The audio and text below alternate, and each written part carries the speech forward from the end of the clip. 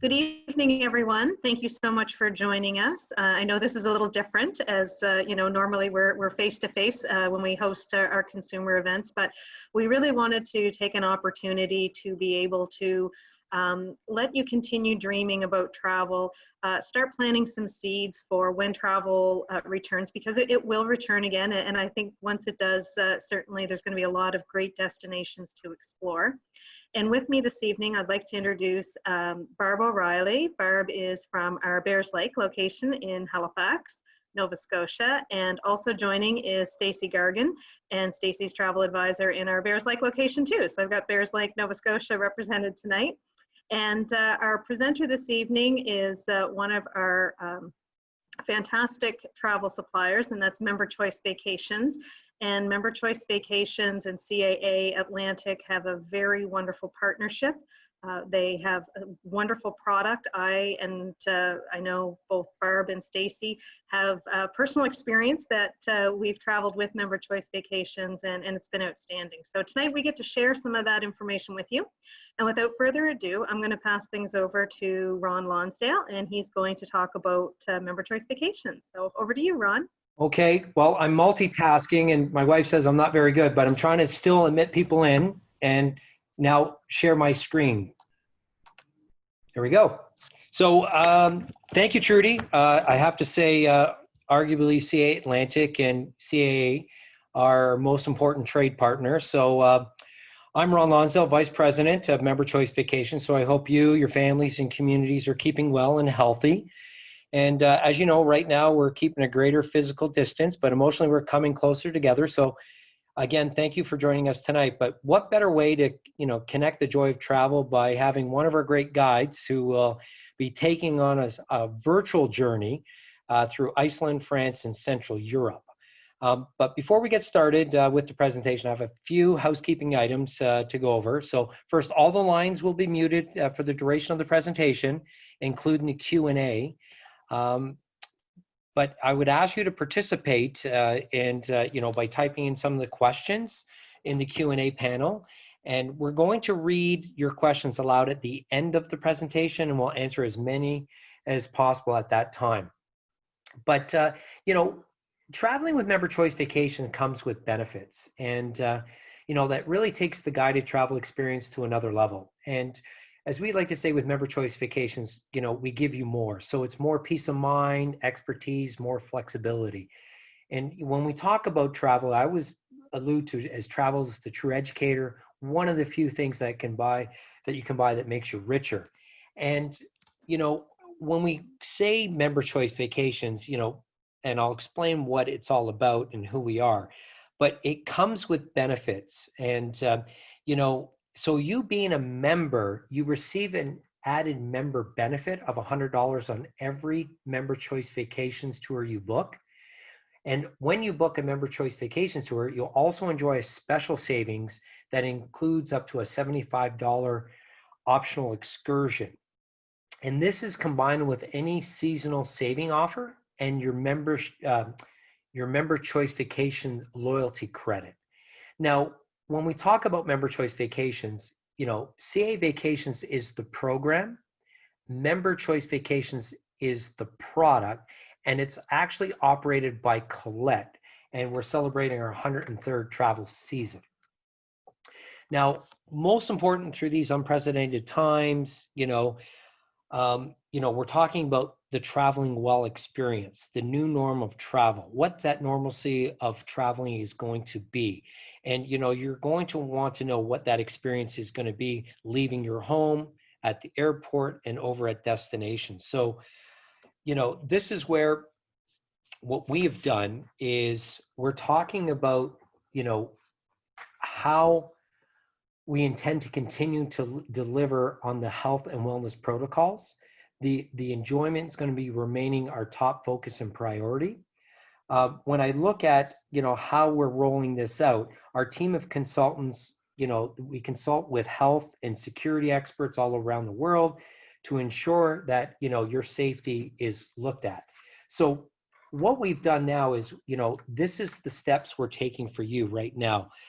And, with our cancel for any reason waiver, our travel protection plan financially protects you in the event that you need to cancel or move your trip to a different date, 24 hours prior to departure, no explanation, no age discrimination, no pre-medical conditions. But what we're going to ask, and this is where, we start the standard of the protocols. So it's going to be a pre-tour health screening. So we're going to ask all the travelers to complete a wellness declaration form before joining the tour.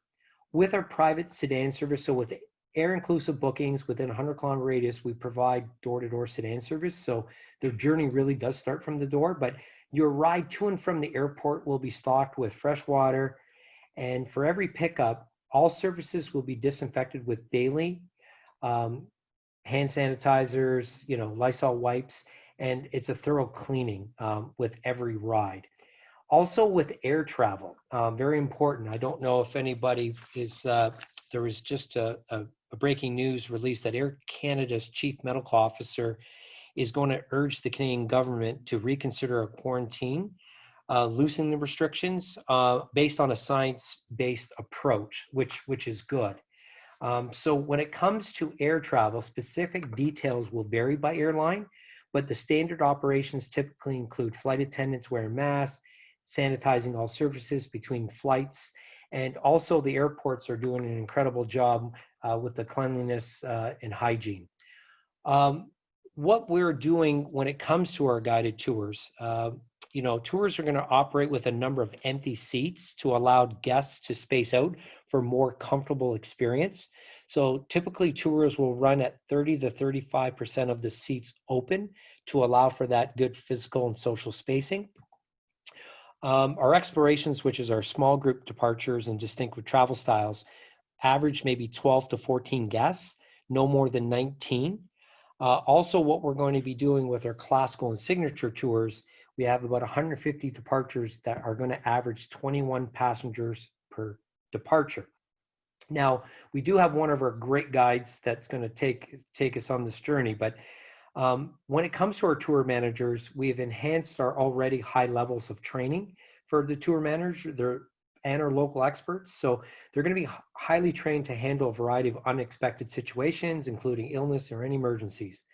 The use of face mask, with many airlines and local establishments requiring face masks, we'll be providing one reusable cloth mask to every guest for the foreseeable future. This will be providing, that even with our drivers, servicers, hospitality staff will be wearing them. So even in the hotels, the repurposed lobbies to make it more streamlined, efficient. And, again, we're taking a lot of, safety steps here. On the motor coach, all services will be sanitized often, including regular cleaning of high touch with disinfectant wipes. Hand sanitizer will be available at all times, and the drivers will be wearing protective gear. The on-tour experiences will work closely with our local partners to ensure adequate physical distancing during meals, experiences, and sightseeing. Guests may be rotated in a smaller subgroup when necessary. And on-tour insurance coverages. So again, this is where you have, to talk to your travel professional and your great CA agent who's provides a high level of service, very knowledgeable and well-versed when it comes to these protocols. And again, the self-screening, we're going to ask travelers to monitor their health throughout the tour with protocols in place that event that someone becomes ill. So, we do have 160 tours, all 7 continents with various travel styles. We're a premium operator, 4-star, 5-star experience. So no matter how you want to see the world, we can take you there, whether you want to travel across an entire country, dive into a local culture, or come to know one of the world's great cities. So with the travel experiences, right for you, we just don't have one type of tour. So each tour is going to be uniquely designed to fit the travel style of a CA member. And again, if I look at our classic or signature tours, explorations, which are going to be our small group touring, off the beaten path, more of the antiquities, cultures, and flavor. Spotlights or city stays where you unpack once. Faith-based to, reconnect you with your faith. Impact or regular tours with volunteerism and a river cruise product. But,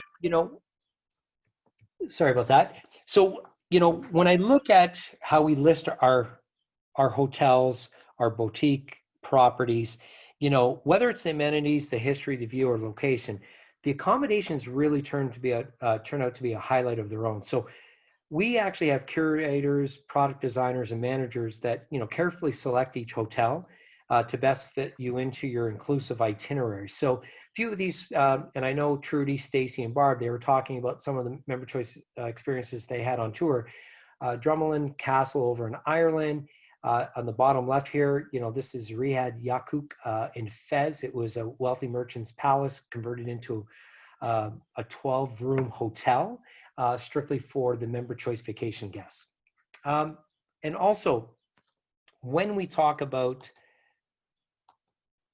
meals, and I'm going to let Greg does a fine job articulating, you know, the arsenal of senses and a feast for the eyes, but we include 57% of our overall meals. So 60% of our dinners are on tour. We also focus on building more meals outside of our hotels, so we're just not eating in banquet halls. And it's like organic, farm to table. And what we do for a variety of meal experiences are home hosted meals, interactive classes, exclusive experiences, regional specialties, which Greg's going to take us through France and Iceland and Central Europe. Now, what's important right now is people want more personalization and customization. So they want choice on tour. And I always say everyone's road is different. And that's why CA Member Choice Vacation is introducing this choice on tour. So on 80% of our tours. So many of our tours feature, like on selected days, you can choose an included activity that best serves your wants and needs. So for instance, in Costa Rica, you can go ziplining or hiking. In Ireland, you can do a panoramic coach tour or do a literary walking tour to get your 10,000 Fitbit steps. So these are all the things that are kind of evolving and new and trending in guided touring. Now, the other thing is we're not an option-driven company. So I just wanted to quickly point out that, you know, the iconic landmarks, major highlights, and major attractions we include. And within a 2-week European tour, we have less than 3 options. So everything that, you know, you need to do and experience, we include. And again, we have very few options. So that being said, I just wanted to kind of give the quick info commercial. But, you know, when I look at Europe, I look at what they're doing now and how they're, you know, with the number of COVID cases and, you know, opening up stage 3 and 4 for travelers and welcoming in travelers. You know, this gentleman I've had the pleasure of traveling with a number of times. He's a good friend of mine, but he's one of our top leading tour directors. He's been with us 7 years. He's been a full-time tour guide for 16, 19 years of guide experience, 33 countries of, you know, he's a fountain of knowledge. He's a tour guide aficionado, photographer, you know, he's awesome. So I'm going to turn it over to him. So I'm going to stop sharing my screen, Greg, turn it over to you and let you do your thing. All right. Thank you, Ron. And that check for $50 is in the mail. Okay. Thank you. Thanks for the introduction. All right, ladies and gentlemen. So welcome to this little talk. I've actually had the pleasure of having several CAAMCV groups, and recently a lot of them in Iceland. Even before all the craziness in the world started, this was one of those destinations that was a top draw. And honestly, I think it's going to be going forward. It's a progressive country, it's a safe country, it's environmentally responsible, open, welcoming, I mean, you name it, they're going to do it. And just to give you an idea, all right, just in the 2000s, I went and looked at some of the statistics on the countries I'm going to be talking about. Iceland comes up as the #1 on the Global Peace Index. That's for since 2007 up until now, so that's 13 years running, and #4 on the World Happiness Report that's put out by the U.S. Sustainable Development Solutions Network. So you can already see that, you know, they're ranking up there, just like a lot of Nordic countries do. They're consistently getting awards for how they work with energy. Not surprising when 75% of their power is driven from hydroelectric and 25% from geothermal. They use very, very little, except for in their vehicles, fossil fuels. So they're kind of at the top of the game as far as all that happens. They're also progressive in the sense that they had the first elected female president back in 1980. That's Vigdís Finnbogadóttir. and the first openly gay prime minister who actually served 2 terms, Johanna Sigurðardóttir.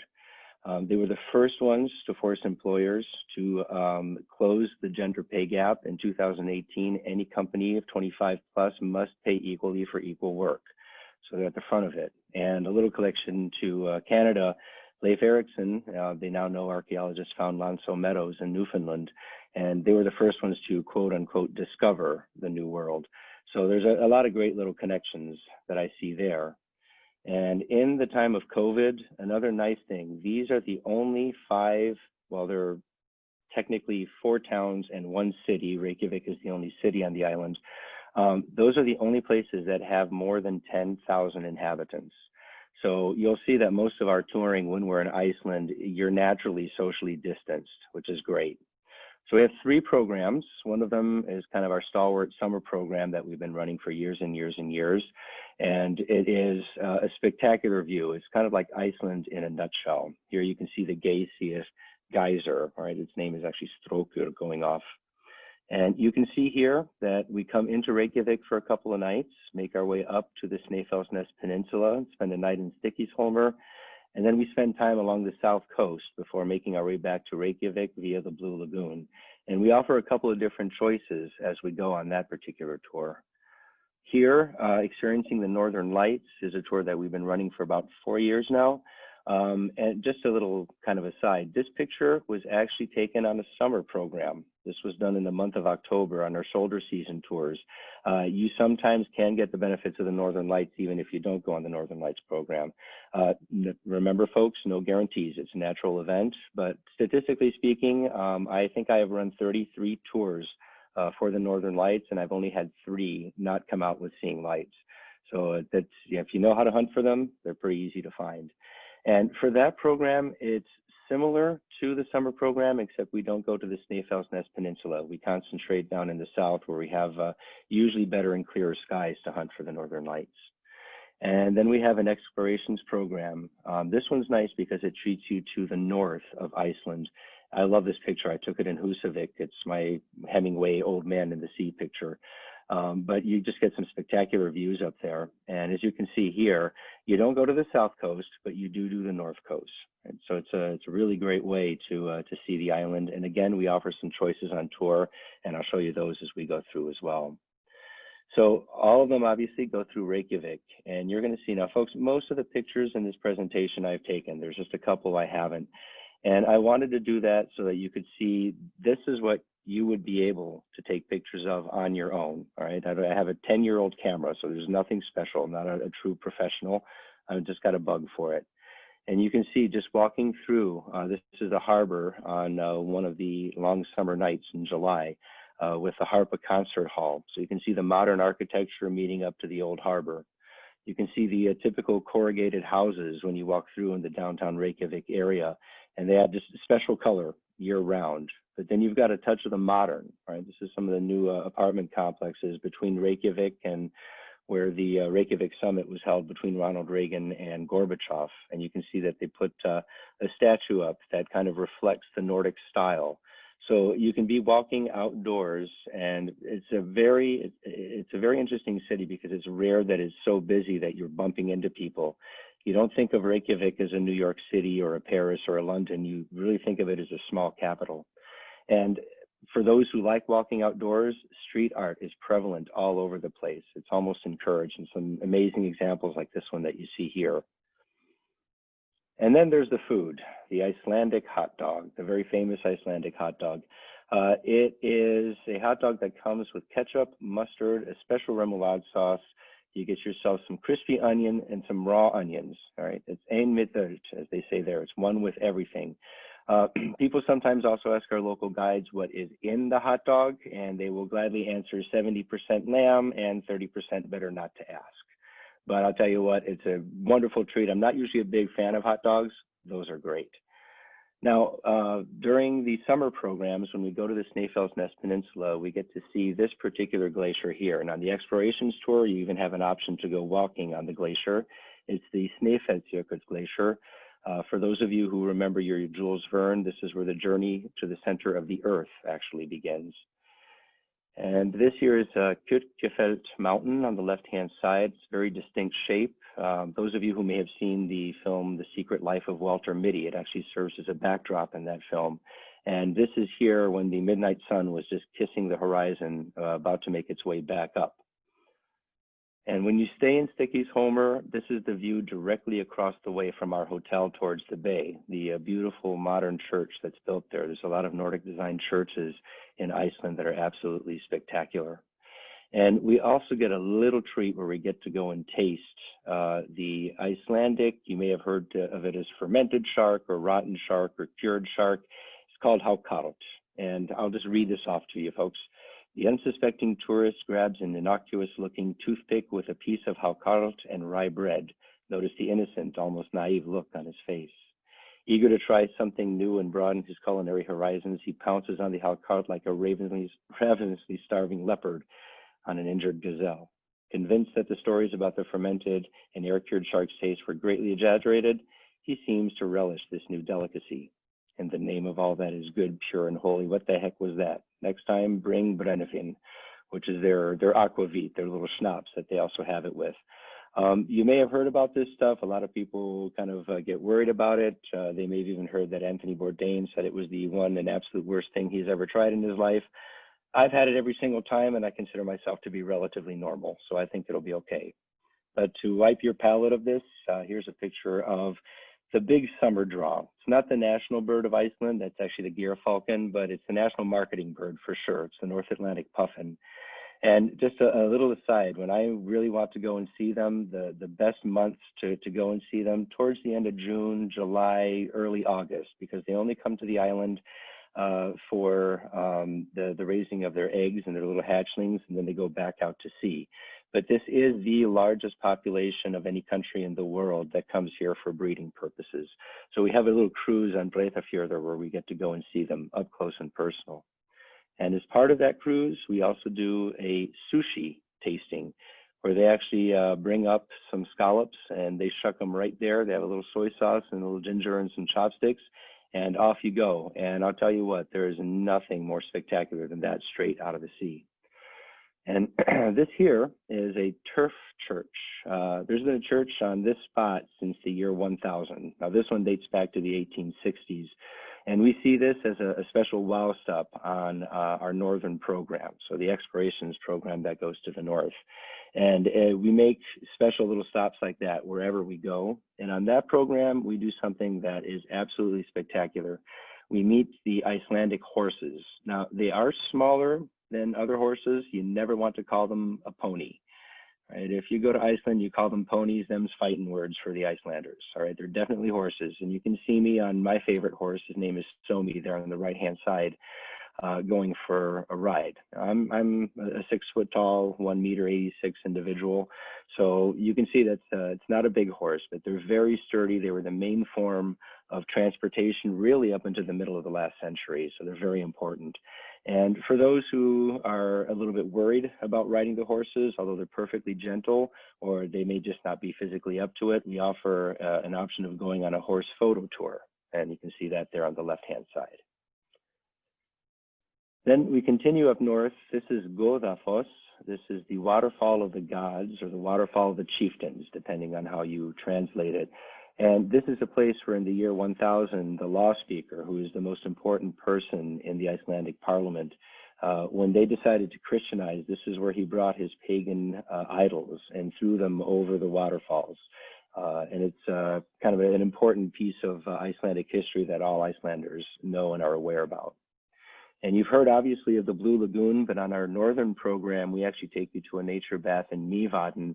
And this one I particularly like because whereas the Blue Lagoon has kind of become a victim of its own success and marketing, this one you really get to go and enjoy it the way Icelanders might. This is about as crowded as I have seen it every single time that I've been to these particular baths. So again, it's a great experience, nice warm waters that you get to go and dip yourself into. And we have all kinds of great activities like whale watching. You can see a breaching minke whale here, and that's actually my group on the other boat on the backside there.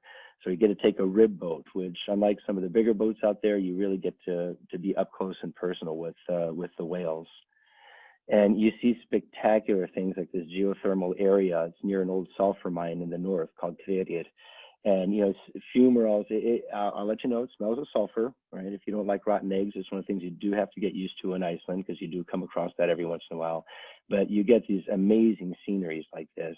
And not far from there, for those who are fans of the Game of Thrones, I bring my groups to Grotagljá when conditions permit us to do so. And this is, for those who watch the show, it's a very famous cave in which two of the main characters have a love scene. So they're always excited to go and see this. Very, very interesting. And when we make our way down to the south coast, this is Jökulsárlón. So not the summer program that goes up north, but the other two, our Northern Lights and our Fire and Ice program, will come here. And during the summer program, when we're here, you actually get to do a cruise amongst all of these icebergs. Probably not in this area because it's pretty chock full of icebergs, but it is an absolutely amazing place to go and see these icebergs forming and flowing off into the waters. It actually makes you sit down and think about it. And you can see these things. They get washed back up onto shore, and you can walk around and see just beautiful ice that's been sculpted. And most of this ice is over 1,000 years old. And one of the things that pretty much all of us do now, it's something that a couple of us started doing a few years ago. We'll grab one of these big clean chunks of ice and we bring it back to the hotel with us. And it goes up on the bar and it gets broken up, and you can have a 1,000-year-old piece of ice in your drinks that night, which is always just a fun little treat. Along the south coast, you get to see the tallest point, Hvannadalshnjúkur, as you're driving along. And again, just beautiful scenery. And we stop off in Skaftafell National Park, where those who have a little bit more activity in them, this is about a 2-hour round hike that folks can take up to this inverted black columnar basalt wall with a waterfall called Svartifoss. Or there's a much more gentle walk. So this is kind of a built-in option where folks can go and do the gentle one. And that brings them to the lip of an ice sheet that's coming down at the Vatnajökull National Park. And sometimes you even see kissing trolls as you go along, or elf churches or that kind of stuff. And there's a story that says that all Icelanders believe in the elves. I certainly wouldn't say all, but most of them will tell you that they don't disbelieve. I think they hedge their bets when it comes to that. But you get to see great little formations like that as you go along. And then Þingvallakirkjan Church. This is a church in the area where the oldest extant democratic parliament was formed in the year 930. It is also a rift valley. It's the only place on planet Earth where you can actually walk through a rift valley. In this case, this is the Almannagjá Fault. We actually walk through this one. This is a winter shot. So this is literally where the Earth is pulling apart. And if you look at the very bottom of the picture, just in front of that mountain there, it's actually a volcano, an extinct volcano. There are geologists who actually believe that that area down there and towards the right-hand side is a new continent that's forming. It's what they refer to as a microplate. So it's kind of exciting to think that you're actually walking on what could potentially become a new continent someday. So that's included on all of our tours. This is my friend and colleague, Jeff, who apparently has an allergic reaction to Skittles at Gullfoss. You can get just wonderful, fun little pictures like this. And we stop there on all of our tours as well. And we include an Icelandic horse show on our summer program. So this is the one that goes down south where we don't include horseback riding, but they actually get to see the horses do all 5 of their gaits, which they do naturally. The only horse in the world that can master 5 gaits in total naturally. Then along the south coast, we stay, this is the Höfðabrika Hotel. It's Hotel Katla now. It is on a spot that there was a settlement farm, and it's actually mentioned in the Landnam book, which is the book of settlements. So the farm itself is not exactly in this location. It was moved to this location, and since it's actually turned into this lovely hotel where we spend several nights exploring the south coast. And in the summer, you can just walk right up into the back and get some great views down onto the topography on the south coast of Iceland from there. And when we're down there, we visit Reynistanka basalt sea stacks. And I wanted to show you just 3 pictures in a row, 3 different weather conditions, and yet every time you see them, they're just absolutely amazing, also taken from different angles. So one of the reasons I love working in Iceland and I don't get bored with it is 1 week to the next, things are completely different as you're going through. We go to the Skogar Folk Museum, where you can actually go to the inside of the turf houses that you're seeing just in the front here, just like that picture for the dramatic backdrop of the mountain. This is dusted in snow. We stop at Skogafoss Waterfall here in the summer on the left-hand side, obviously winter on the right, but always beautiful to go and visit. We even get, during the summer months, to walk behind ICELAND'S. It's one of the few places in the world where you get to walk behind a waterfall. On a nice sunny day, this would have included a rainbow guaranteed. And then, of course, the famous Blue Lagoon, which is something that is included in all of our tours. On our summer program, it is an option. For those who do not want to do this, we have an option to go visit a museum in Reykjavik instead. But it's always something that is available to the guests when they come and visit with us. And if they don't want to go in, but they still want to see what it looks like, this is actually part of the Blue Lagoon where you can walk along and there are no bathers. Right? It's unmonitored. It's not, you can't go bathing in there anyway, but you get beautiful dramatic pictures as you go through there. And then one of the most surprising things, and folks, I have a French passport. My father was a Frenchman, so food is something that's kind of important to me. I was really surprised by the quality of the food that you get in Iceland. It's really, really good. On the left-hand side, this is at the Geysir Bistro. It's actually a restaurant that we go to, and I actually go and have meals on my own there. It's so good, and this is my favorite dish there. They have a fish platter that's amazing. And again, all fresh fish, just all the ingredients are all naturally sourced. Another famous thing, a cultural touch point in Iceland, is their lamb soup, which we have when we're at the Hotel Katla down south. And it becomes a debate as to who has the best soup because every single family has their own best. It's really a national dish. A vegetable soup that I ordered in a town with under 150 inhabitants on the left-hand side. And you can just see the presentation. So you'll be surprised anywhere you go. And of course, they're famous for their Icelandic lamb, which is considered to be one of pretty much the best types of lamb. So if lamb is your thing, this is wonderful. This is a restaurant that we don't go to. I had this at Apotek, but we have a place where we have lamb skewers on our tour, Geysir Bistro again, which is absolutely spectacular. And of course, they have their fish, the Icelandic cod on the right-hand side. You can see the lobster soup on the left. A note about lobsters in Iceland, they are like crawfish or langustin, right? They're not the big Maine lobsters. And of course, the auroras during our winter programs. It's a country that's spectacular to go hunting for them. I included this picture with a comet only to show you that A, you can see the Milky Way, and B, even when you're hunting for the Northern Lights and nothing comes out, it's amazing the number of times I've heard people say, I haven't seen stars like this since I was a kid. And it's a beautiful thing to see. But then when those Northern Lights start to come out, you will get displays just like these coming out. And as I said, out of 33 tours, I've only had 3 not see the lights. And even then, guests love it because the scenery itself is absolutely spectacular. All of these that you are seeing, these are all pictures that were provided to my guests, all right, when we saw these Northern Lights. So that was a little bit on Iceland for you folks. And I thought I would share a bit on Finland as well, because this is another country right now that people might not think about, but is really, really good if they're worried about social distancing.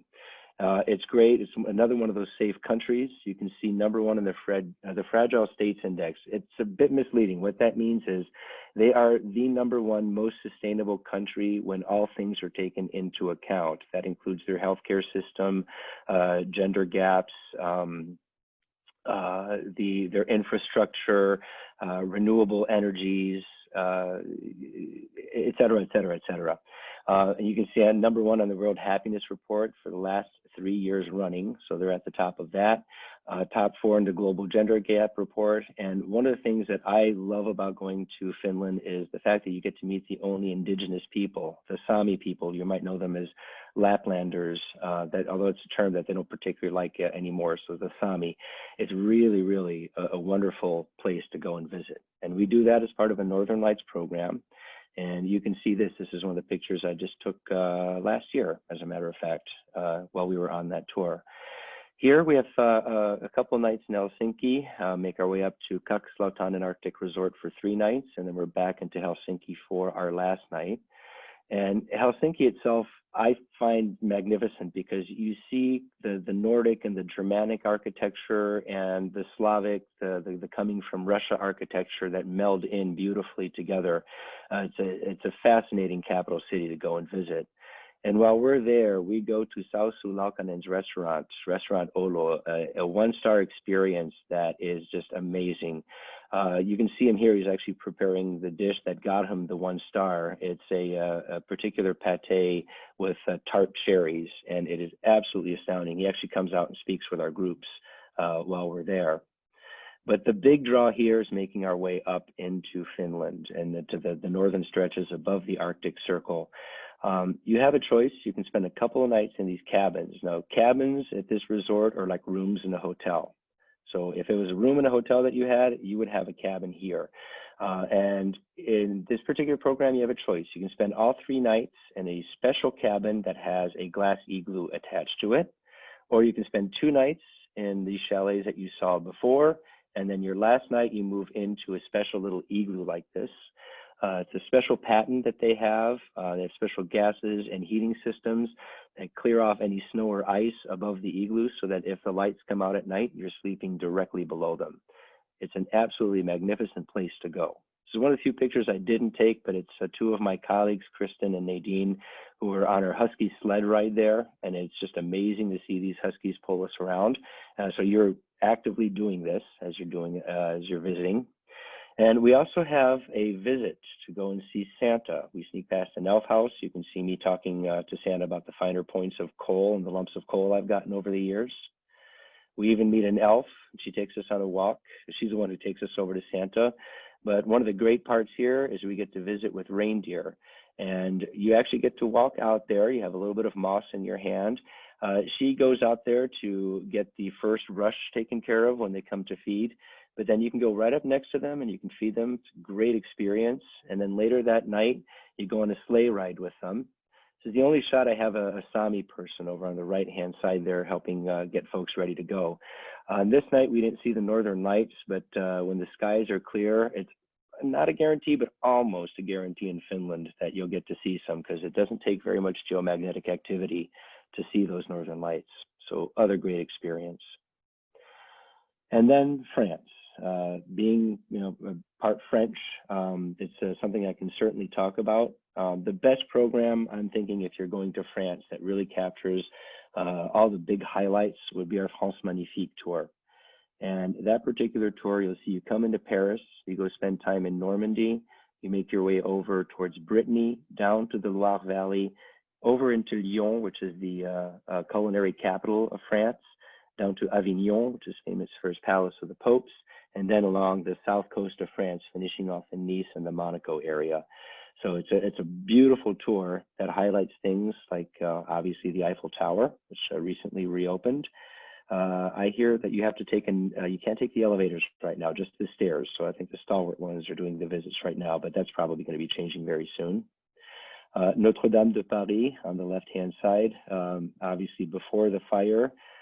Good news, I don't know if anybody has heard, but they have come to their senses and decided that they're going to rebuild the steeple in the center there, La Flèche, exactly the same way it was before. They were considering something modern. Luckily, they haven't gone that route. Obviously, the Arc de Triomphe on the right-hand side, we'll stop off and see that. But then when we go out to Normandy, we stop off in a little town of Bayeux. Some of the programs include a visit to the Bayeux Tapestry. If it doesn't, and if we have time to do it, I always include that as an option for anybody who wants to go and see it. But it's also one of the most beautiful Gothic cathedrals that you're going to find in Normandy. Beautiful little town to stop in. And of course, with our Canadian guests, we always make a stop at Juno Beach. The picture on the left here, I just took it last year for the great anniversary, and I love it. You've got the flag of Nova Scotia, obviously the Canadian maple leaf, but that's somebody's own little tribute. I don't know if it was a family or friends who went and did it. And you can see in the background, you have the official one with the Canadian and the French flags flying next to each other right next to the Juno Beach Center, which you see pictured there on the right-hand side. But you see these little monuments that people do there still to this day, and it's really just an amazing experience. So we always make sure to have a stop there. And when we're in Brittany, Saint-Malo. which for, of course, Canadians, Jacques Cartier, very important. This is where he launched from. So they even have their little Nouveau Québec region of Saint-Malo that I point folks to. And a recreation of an 18th century galleon on the right-hand side, l'Étoile du Roi. It was actually built for a French TV show, but it now is involved in armadas. And when not in armadas, it's there for people to go and visit. They have special events on there. You can rent it out. So great little experience. And of course, being down in Normandy and Brittany, we have to go to the Mont Saint-Michel. This is a spot where I bring all my groups to get this particular shot. You don't see any cars, anything else, but just the beauty of Mont Saint-Michel in the background. Then when we get down to the Loire Valley, the Château de Chenonceau, what I call the ladies' castle. Catherine of Medici, when she was queen, was dueling with her husband, the King Francis's mistress, Diane de Poitiers, and their cat fights, a lot of them took place over this particular castle. And over on the right-hand side, you have the last place that Leonardo da Vinci stayed in the last 3 years of his life. And it's wonderful. There's a huge garden attached to it where a lot of the inventions that he made, like the helicopter, special little motorized tank, those are all things that you can go see life-size. IBM paid for that. It's a great little experience. We then make our way down in the Loire Valley to the Château de Chinon. This one is famous because this is where Joan of Arc met the future King Charles VII, who was Dauphin at the time in this castle. So we make a stop here, and we actually sleep in a chateau, the Château de Beauvoir, which was favored by Louis XIII in France. As a matter of fact, if you look past the white umbrellas there on the left-hand side, behind the doors and the glass windows, that is a Louis XIII restaurant. The chef there, Chef Guillepin, has studied under 3 one-star Michelin chefs, and he could very easily have the star. He just chooses not to deal with everything that goes along with it. But a very high culinary tradition. And we have a meal in there that is served by a guy he started off as a pastry chef. So not only is the meal itself spectacular to be a head chef there, but he finishes you off in just the most wonderful ways. So here, 2 nights in a beautiful chateau in the Loire Valley. And then we go down to Lyon, and not very many tour companies, although more and more are starting to do this, but we've been doing this for a while. We go into a bouchon lyonnais. This is where the local workers, especially in the silk factories, used to go after their long shifts at work. They would be open late at night for them, and they become little dining clubs and wine clubs. So we have specialties from Lyon in a very special environment, and they all pride themselves on not offering Wi-Fi, just so that you know, they really want you to have that full experience. And the tradition is you talk to your neighbors there, whether you know them or not, and they'll tell you your best Wi-Fi is your neighbor. So it's a great experience. And then we offer either a tour of Notre-Dame de Fourvière, which is the main basilica in Lyon, or you can go to Les Halles in France. Halles, Halles, are covered markets. And they're all spectacular wherever you go throughout France, lots of fresh products. But this one is named after the most famous French chef, Paul Bocuse.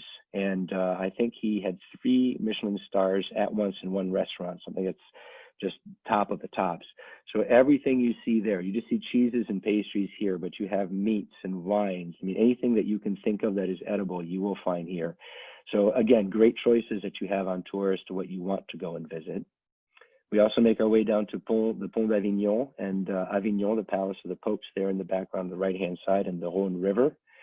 And while we're in Avignon, we have a cooking class with a good friend of mine, the chef Jean-Marc Larue.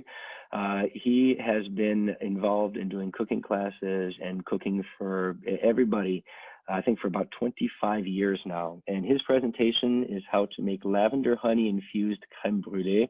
And you can see a picture of the finished product that I took there on the right-hand side. It is absolutely spectacular. And we then make our way down through Antibes. You get to go and see one of those traditional open-air markets. This is my Mecca. I always go here to pick out some new spices I've never tried. But for those who don't want to be or interested in a market, just walking around Antibes, it is empty, it is beautiful. You can see the Mediterranean in the background there. So it's a great little place for whatever interests you. We also make our way through into Fragonard, which is one of the perfumeries in Grasse. This is the center for the production of perfume in the world. This is where the so-called noses all live. And so you get a behind the scenes look at how all of this is done. And then obviously they take you into their shop. You can see last year they were celebrating lavender. I'm not sure what they're celebrating this year just yet. And then we finish off in the town of Nice, down along the south coast, where we visit the Nice flower market. Believe it or not, I don't actually have pictures of the flowers at the flower market, but you can see some of the things that are derived from flowers that sell there as well. And we always go there first thing in the morning before all the crowds get there, so that our guests have as much time to enjoy it before it gets crowded. And that's before we head over to Monaco and Monte Carlo for the day.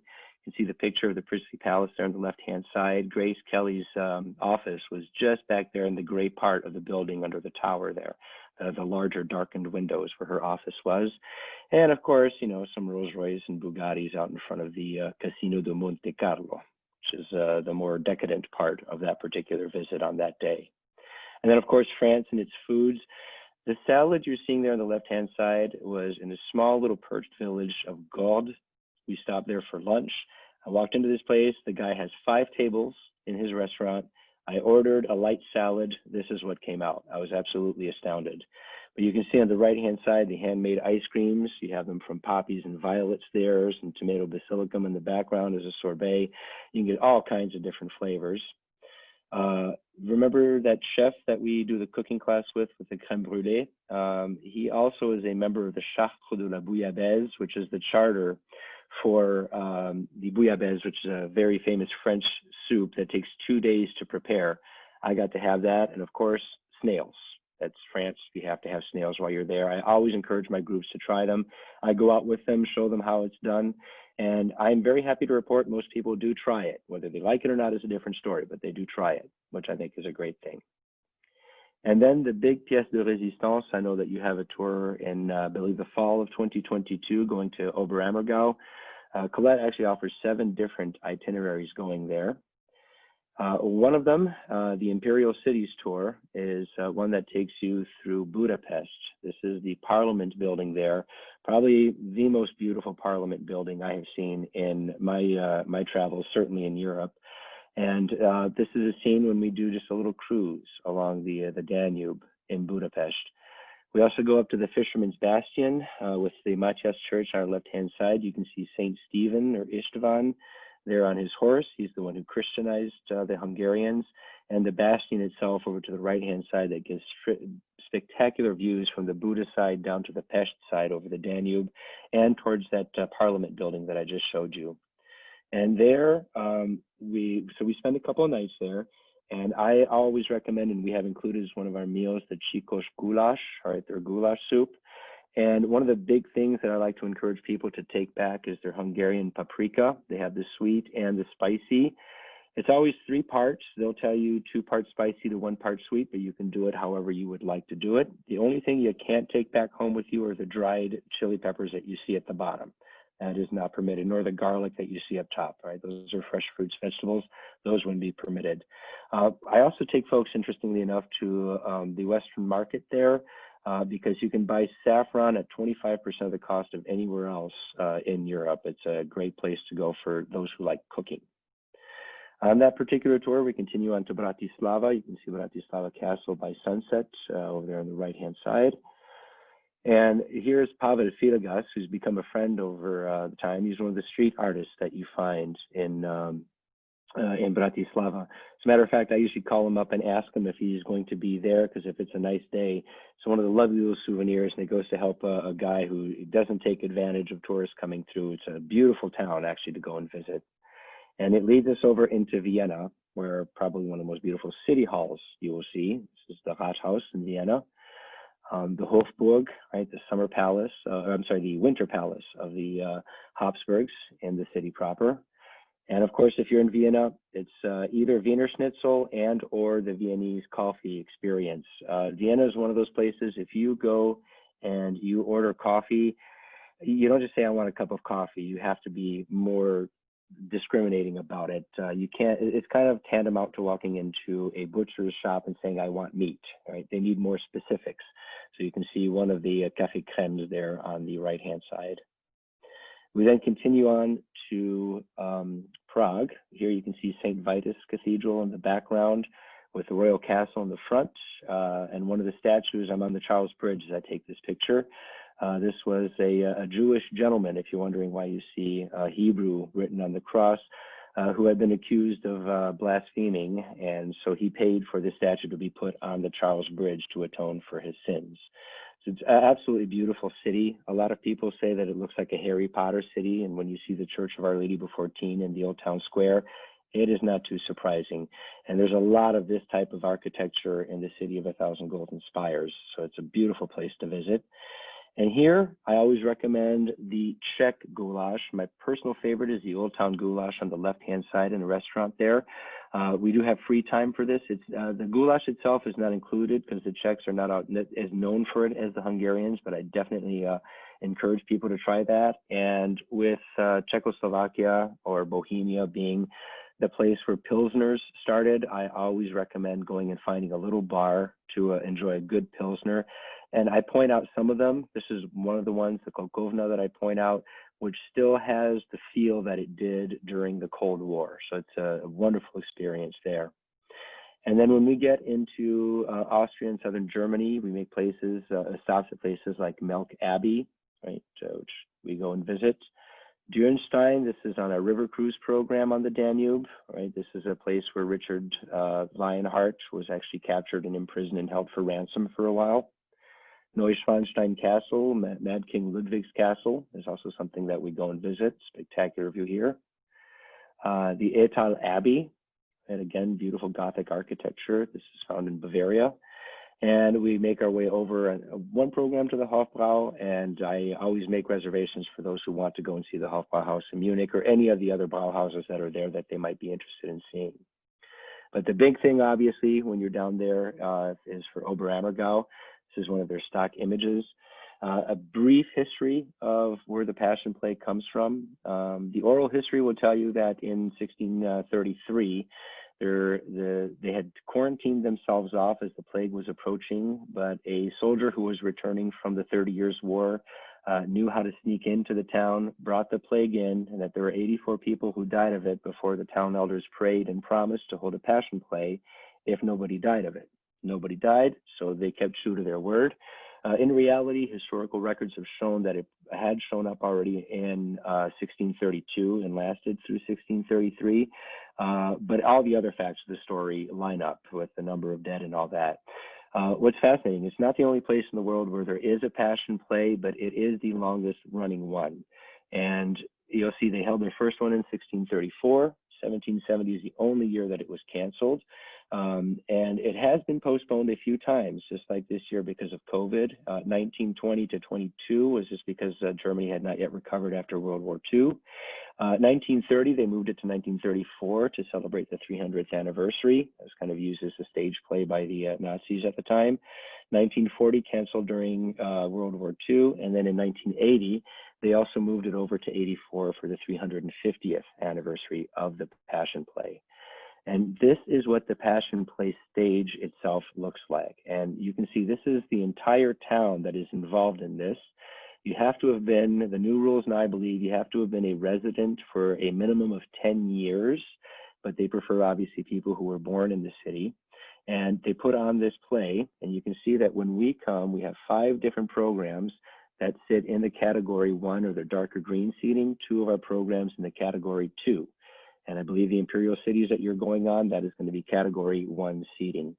And it is a show, you can see they have live animals. You can see the dove there. You can see the goats in the lower right-hand corner and the sheep.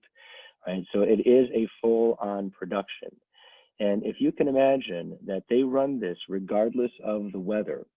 So the poor folks who are up there on the crosses, imagine if it's raining or sleeting or snowing or freezing, they still have to go through and put that on. But here's the secret, right? They're not actually nailed up there for sure. They just have these special little devices that make it look like they are. A little bit of paint and makeup, and it's all sorted out. You can see at the bottom of the cross there, that's where they can rest their feet. They have a little thing that slides in there so they can rest comfortably when they're up top. And with that, I'm going to turn things back over to Ron. Ladies and gentlemen, I hope that you enjoyed that quick little visit through a few European countries, and I'll be available a little bit later on with any answers to questions that you may have. Thanks, Ron. Thank you so much for taking us on that wonderful journey. And again, having the pleasure of traveling with you, your passion, you're a fountain of knowledge, you're a historian, you speak many languages. I mean, travel now is so much going to be much more meaningful and purposeful. So, and again, to reconnect with culture. So that last photo was Frederick Myatt, who was actually appointed the lead acting role of Jesus. And, we got to know him and his family. And just, if you're thinking of Europe for 2022, why would you not take in this historical event? And when you talk about the villagers, and what's ironic is through this COVID and this pandemic, not one villager has contracted it. So it's quite amazing how they go back, and from May to October, 105 performances. Just again, their dedication to perform this play is amazing. And with the hair decree, so what we're going to do is at a later date, we're going to actually just do a full presentation on the Imperial Cities with Oberammergau and kind of take a deeper dive at the itinerary, and again get to know the people that are involved with, like Christian Stoichel, who's the musical and art director and the choreographer, and I'll get some more photos of Greg and his travels. So I'm going to bring on Trudy, Stacy, and Barb. But again, with our member choice vacation programs and tours, I just wanted to let you know that we do have a sale of 10% and 15% that we're going to share with you. I would ask for you right now that if you are thinking of travel, these agents are the best in the business. They're experts, they're knowledgeable. The emphasis again is on the value and the experience, and you're in great hands, and they're well versed and know MCV. So thank you very much for your time tonight. I'll turn it over to Trudy and Barb and Stacy if you want to say a few words, and I think you can unmute yourself, right? I can indeed. Thank you very much, Ron.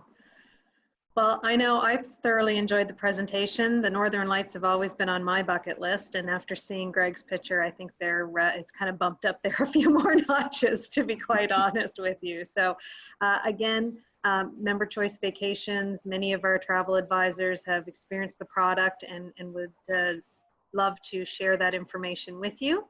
And as well, certainly many of our Oberammergau clients that were booked for 2020 have already moved over to the departure for 2022, as they recognize this is going to be just an amazing journey that only happens every 10 years. So certainly want to be a part of it. So that's, I think, for everything from our side of things, Ron, and certainly we can, share our knowledge with folks. Okay, great. Well, and again, I know these are unprecedented times, and we're in that inspirational, aspirational dream now, travel later. But, again, please continue to stay safe and healthy. And when the time is right, we'll be ready to experience the joy of travel to reconnect us all. So, take care, have a great summer. And I want to thank our Stacy, Barb, and Trudy. You guys do a phenomenal job. And Greg, bravo, my friend. I think I'm salivating. I'm going for some liquid bread. I am going to take a French immersion class now. You're inspiring me to travel and speak some languages. So thank you. Enjoy the rest of your evening.